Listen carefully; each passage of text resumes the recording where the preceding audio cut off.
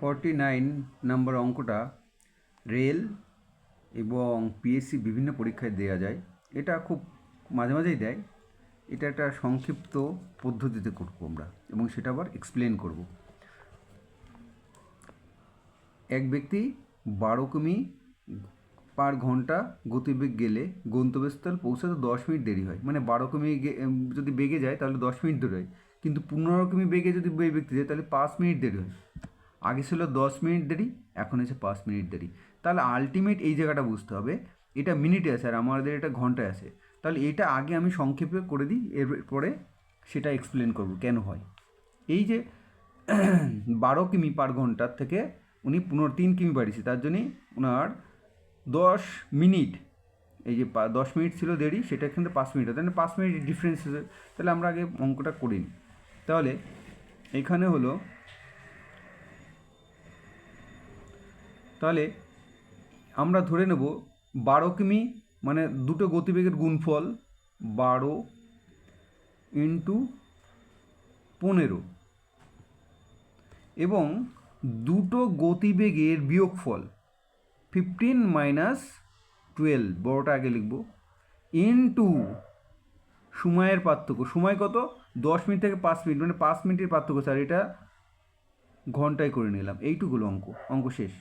তাহলে এটাকে আমরা যদি সলিউশন করি, দাঁড়াবে হলো 5 12 60, এই 12 এই 12, আর এইখানে হচ্ছে 3 উৎপন্ন হবে এইটার সাথে, এই 3 যাবে, 3 5 15, তাহলে 5 আনসার, 5 কিমি আনসার। এবার এটা আমরা কেন হয় সেটা এক্সপ্লেন করব। আমরা যদি লিখি এমনি ধরে নিই এক্স কিমি টোটাল দূরত্ব যদি হয়, তাহলে আমি আগে দেখেছি 5 মিনিটের ডিফারেন্স। আমি যদি ডিস্টেন্স হলো টোটাল এক্স, আর তাকে আমি 12 এক্স মাইনাস 12 কিমি পার ঘন্টা, তাহলে আমি সময় পাবো মাইনাস এক্স বাই 15 সমান হলো 5 মিনিটস, 5/60। এটা মিনিটের ডিফারেন্সটাকে আমি ঘন্টায় করে নিলাম। তাহলে আমি যদি এটাকে লসাগু করি, তাহলে দেখা যাবে এখানে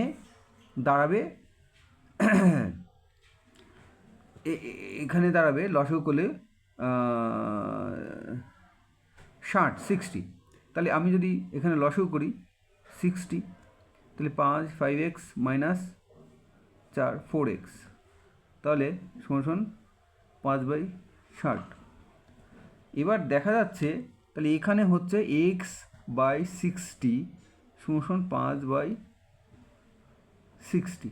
তাহলে এটা যখন এখানে যাচ্ছে, এই ডিফারেন্সটা এটা উল্টে যায়, মানে x ইকুয়াল টু 5 ইন্টু 60/60। এই যে এই পাশে গেলে উল্টে যায়, এই জন্যে আমরা এটাকে একবারে গুণ দিয়ে লিখি, এবং তার মানে গতিবেগের গুণফল মাইনাস গতিবেগের বিয়োগফল ইন্টু সময়ের পার্থক্য, এবং এটা মিনিটে থাকলে ঘন্টায় করে নেব।